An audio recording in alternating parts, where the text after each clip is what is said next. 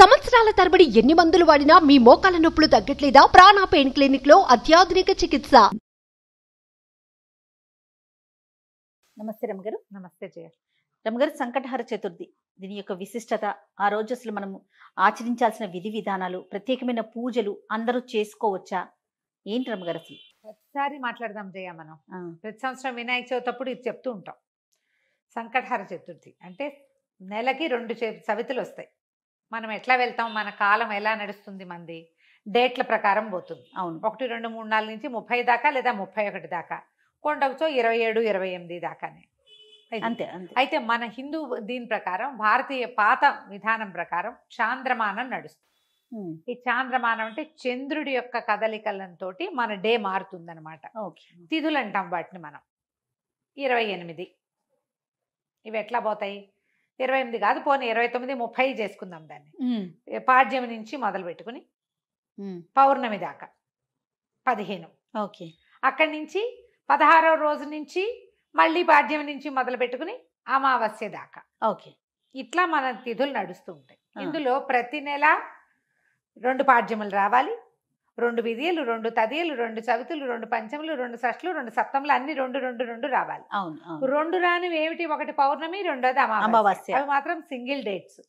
చతుర్దశులు, త్రయోదశులు, దశములు, ఏకాదశులు అన్ని 2 రావాల్సింది. ఏకాదశి నియమం మనకి సాధారణంగా ఉంటుంది. ఎట్లా?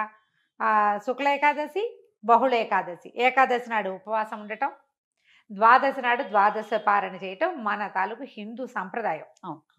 అలాగే హిందూ సంప్రదాయం ప్రకారం నెలలో వచ్చే 2 చవితులని మనం వినాయక ఆరాధన చేయవచ్చు. ఓకే. ఈ చవితి ఆరాధన మనం ప్రత్యేకంగా ఎప్పుడు చేస్తాము? వినాయక చవితి చేసుకుంటాం. ఒక శుక్ల చవితి సంవత్సరంలో ఒక్కసారి, వినాయక శుద్ధ చవితి నాడు, అది మన భాద్రపద శుద్ధ చవితి నాడు వినాయక వ్రతకల్పం చేసుకుంటాం. వినాయకుడి పుట్టినరోజని, ఆ రోజునే ఆయనకి గణాధిపత్యం లభించిందని, వాళ్ళ ఆయన్ని పూజిస్తే అన్ని విఘ్నాలు తొలగిపోతాయని గణాధ్యక్షుడని ఆయన్ని కొలుచుకుంటాం. అలాగే ప్రతి నెల వచ్చేటువంటి కృష్ణ చవితి నాడు, బహుళ చవితి నాడు వినాయక ఆరాధన చేస్తే సమస్త విఘ్నాలు తొలగిపోతాయి అనేది ఒక ప్రత్యేకమైన నియమంగా చెప్తారు. ఓకే. ఈ ఈ నియమాన్ని మనకంటే ఎక్కువగా తమిళులు పాటించేవారు. వాళ్ళు ఎక్కువ పాటిస్తారు. మనకి జాతకంలో కేతు ప్రభావం ఎక్కువగా ఉన్నా, ఏ పనైనా మొదలుపెట్టి ఎప్పటికీ అవ్వకపోతున్నా, పిల్లలు చదువుల్లో వెనకపడుతున్నారనిపించిన, దీనికి మన ఇంట్లో ఉండాలి వ్రతము నియమము ఏం లేదు. పెద్దవాళ్ళు చెప్పిందే చెయ్యాలి, మన ఇంట్లో లేకపోతే చేయకూడదు అలాంటిది ఉండదు. సార్వజనీయమైన వ్యవహారం, ఎవరైనా చేసుకోవచ్చు. మనమే ప్రాబ్లమ్స్లో ఇరుక్కుంటున్నాం. ఏ పనైనా మొదలు పెడితే అవటం లేదు, అన్ని అడ్డంకులే దానికి. ఓకే. వ్యాపారాలకి, చదువులకి, ఇంట్లో ఏదైనా వస్తువులు తరచుగా పాడైపోవటం, ఇది కూడా జ్ఞాపకం పెట్టుకోండి. మిక్సీ రిపేర్ చేయిస్తావు, వెట్ గ్రైండర్ పడుకుంటుంది. దానికి ఏదో చేయిస్తావు, వాషింగ్ మెషిన్ ప్రాబ్లం వస్తుంది, అది అయిపోయింది, సూయింగ్ మెషిన్ పడుకుంటుంది. ఇట్లా రిపేర్లు చేస్తూ ఉన్న వాళ్ళు ఉంటారు చూడు. నేను కూడా ఉన్నా ఆ లిస్ట్ లో. అవునండి. నేను ఒకటి రిపేర్ చేస్తే ఇంకోటి వస్తుంది. ఒకటి మొదలు పెడితే పాపం లిస్ట్ వస్తుంది, వస్తూనే ఉంటుంది. మా వాళ్ళ ఇంట్లో ఎక్కిరిస్తున్నారు, ఒకటి రిపేర్ చేయకుండా ఉంచుకుంటే అది ఒకటే ఉంటుంది నీకని. అట్లా ఒకటి వస్తుంది. ఏమీ లేవనుకో, మెళ్ళ పెట్టుకుంటే నల్ల పసలు కొలిసేని టిక్కని విరుగుతుంది, ఆ పస విరిగిపోతుంది. నిజంగా నిజం రవి గారు. చెవిదుద్దులు శీలలు విరిగిపోతాయి. కొంతమంది జాతకాలు ఉంటాయి చూడండి, ఒక వరుసగా వస్తాయి, ఆగితే మళ్ళీ ఆగిపోతాయి. 2 సార్లు 2 బంగారపు వస్తువులు అయినాయి. ఓ వారం ఏమో ఒక 15 రోజుల్లో ఒక మొదటి ఫోర్ట్ నైట్ లో చెవిదుద్దు శీల బిళ్ళ విరిగి చేతిలోకి వచ్చింది, పొల్లేమో ఆ గొట్టంలో ఉండిపోయింది.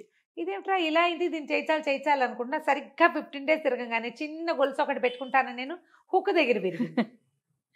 దాన్ని రిపేర్ చేయించా, చెవిది ఈ గొలుసు విరిగింది. గొలుసు ఇంకా రిపేర్ చేయించలేదు, ఉంచారు. మళ్ళీ ఇంకోటి వస్తుందని. నెక్లెస్లు అవి లింకులు ఊడిపోతే ఏం చేస్తాను, అలా అనిపిస్తుంది నాకు. ఇలాంటి వాళ్ళు వీళ్ళందరూ సంకటహర చతుర్థి చేసుకోవచ్చు. సంకటహర చతుర్థి చేసుకుంటే బిజినెస్లో ఇబ్బందులు, చదువుల్లో ఇబ్బందులు, చిన్న చిన్న ప్రమాదాలు, ఇళ్లలో ఏ పని అనుకున్నా అవకపోటాలు, వీటన్నిటికీ సమాధానంగా ఉంటుంది. జాతకాల్లో అయితే మాత్రం కేతువు తాలూకు ప్రభావం ఉన్నప్పుడు, కేతువుతోటి ఇబ్బందులు పడుతున్నప్పుడు, గ్రహస్థితుల్లో కేతు ఉన్నప్పుడు కూడా మనం ఇది చేయమని చెప్తారు. ఏదైనా ఇంటి ప్రయత్నం చేస్తున్నప్పుడు ఆగిపోతుంది, అప్పుడు కొన్ని వారాలు మొక్కుకుని మనం కొన్ని నెలల పాటు చవితులు చేసుకోవచ్చు. ఈ చవితి చేసుకోవడానికి పెద్ద విశేషమైన చేత ఏమీ లేదు. సింపుల్ వినాయక పూజే. ఓకే. దీనికల్లా పగలు ఉపవాసం, చుక్కలు కనపడ్డాక భోజనం.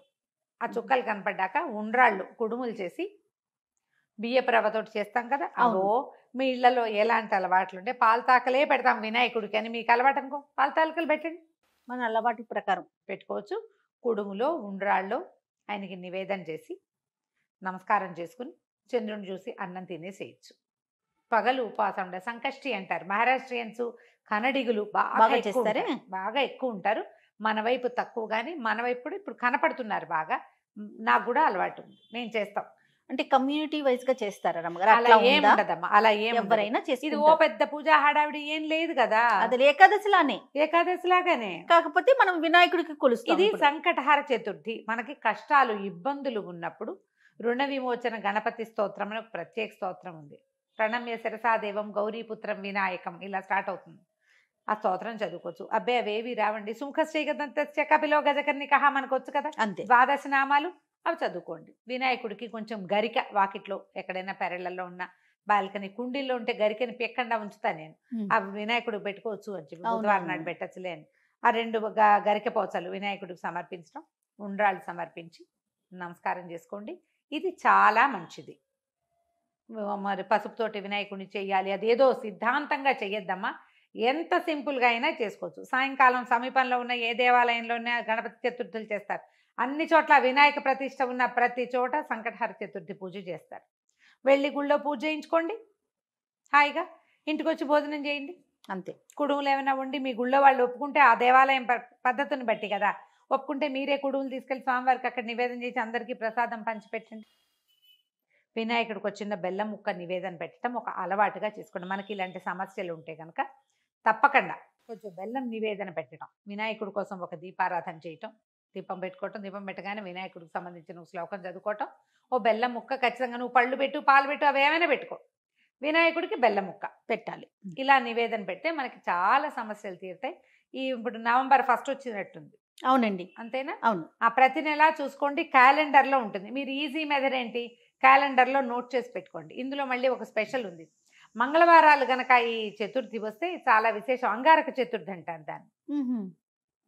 అది చాలా విశేషమైంది. అది ఎక్కువ సమస్యలు తీరుస్తుంది, ఇంకా ప్రాబ్లమ్స్ తీరుస్తుంది. దీనివల్ల బ్రహ్మాండం బదలైపోయి వానికి ఏదో వస్తుందని కాదు, కొన్ని జాతకపరమైన సమస్యలు తీరుతాయి. ఏ పనులు కానప్పుడు మనకు ఒక శాంతిగా ఉంటుంది. చికాకు తగ్గినా చాలు కదా అమ్మగారు, ఏదో వచ్చి మీద పడక్కర్లేదు. జస్ట్ మనకు ఉన్న ఆ చికాకు, ఆ బాధ, మనసు శాంతిగా ఉంటే అదే చాలు, అదే చాలు. అంతకంటే ఆటోమేటిక్ గా సమస్యలు పరిష్కారం అవుతాయి. అవును, అలా చేసుకోవచ్చు. మంగళవారం చతుర్థి వచ్చింది అనుకో, ఇంకా కంఫర్టబుల్గా ఉంటుంది. ఒక 40 చేయొచ్చు, ఇవి 40 చేయొచ్చు, 21 చేయొచ్చు, 5 నేను 7 లెక్క పెట్టుకుని కూడా చేస్తా. చేయ ప్రతి నెల సంకటహర చతుర్థి నాడు పొద్దున్నే మా అక్కయ్య నేను ఒకళ్ళు గుర్తు చేసుకుంటాం ఇవాళ చతుర్థి అని. ఓకే, జ్ఞాపకం చేసుకుని మా ఇద్దరికి అలవాటు ఉంది. నాకు కొంచెం వినాయక ఇవి కూడా ఎక్కువ కదా, ఎక్కువ శ్లోకాలు చదువుకుంటాను నేను. చిన్నప్పుడు చదువుకున్న తొండమున ఏకదంతమును కూడా చదువుతారు రోజు నేను. నాకు అది అలవాటు. ఎవరి అలవాట్లు వాళ్ళవి కదా, మీరు అలవాటు చేసుకోండి. ఏదైనా ఇలాంటి సమస్యలు ఉన్నప్పుడు ఇట్లా చేసుకోవచ్చు. ఇది కొన్నాళ్ళు చేసి మానేయచ్చా లాంటి ప్రశ్నలు వస్తాయి ఎంతసేపు. కొన్ని వారాలు నియమంగా పెట్టుకోండి, కొన్ని నెలలు, ప్రతి నెల సంకటహర చతుర్థి చేయాలి. 2 సార్లు సంవత్సరం 2 సార్లు వస్తుంది కదా. మీరు కృష్ణ చతుర్థి మామూలు చతుర్థి కూడా చేసుకోవచ్చు. లేదా నేను సంకష్టే చేస్తాను అంటే కనుక సంకష్టులు మాత్రమే చేసుకోవచ్చు, సంకటహర చతుర్థి మాత్రమే చేసుకోవచ్చు. ప్రతి నెల చేస్తే ఇప్పుడు సంవత్సరం చేద్దామని మొక్కున్నాం అనుకోండి, 12 అవుతాయి. ఒకవేళ మధ్యలో ఒక నెల పీరియడ్ వచ్చింది, ఆడవాళ్ళకి సమస్యలు వస్తాయి, ఇంకోసారి మళ్ళీ మొదలు పెట్టక్కర్లేదమ్మా, కంటిన్యూ చేసుకోవచ్చు. దీనికి మీరు ఈజీ మెథడ్ ఏంటంటే, ఇప్పుడు స్మార్ట్ ఫోన్లు వచ్చినాయి కాబట్టి స్మార్ట్ ఫోన్లో చూసుకుని పెట్టుకోండి డేట్లు. నేనైతే క్యాలెండర్లో రౌండ్ ఆఫ్ చేసి పెట్టుకుంటా ఇవాళ చతుర్థి అని. వాళ్ళు కూడా ఎర్ర వినాయకుడు బొమ్మ వేస్తుంటారు, అక్కడ వినాయకుడు బొమ్మ కనపడుతుంది, టీటీడీ వాళ్ళ దాంట్లో కనిపిస్తూ ఉంటుంది. సో గుర్తుపెట్టుకుని ఆ రోజున మీరు చేయవలసింది ఏంటి, వినాయకుడికి సంబంధించిన స్తోత్రం చదువుకోవటం, గరిక 2 గరిక పోచలు తెచ్చి వినాయకుడికి సమర్పించడం, కొంచెం కుడుములో ఏవైనా నివేదన చేయటం, పగలు ఉపవసించి చంద్రుడు కనపడ్డాక దండం పెట్టుకుని భోజనం చేయటం చేసి చూడండి. మీకు చాలా ఇబ్బందులు తొలుగుతాయి. పెద్ద విశేషంగా ఏదో మాత్రం కాదు, మంచిది. మీకు ప్రధానమైనది ఏంటంటే ఇబ్బందులు తొలుగుతున్నట్టు కనపడుతుంది, కానీ అది రైట్ అమ్మ గారు. నమస్తే. నమస్తే జీ.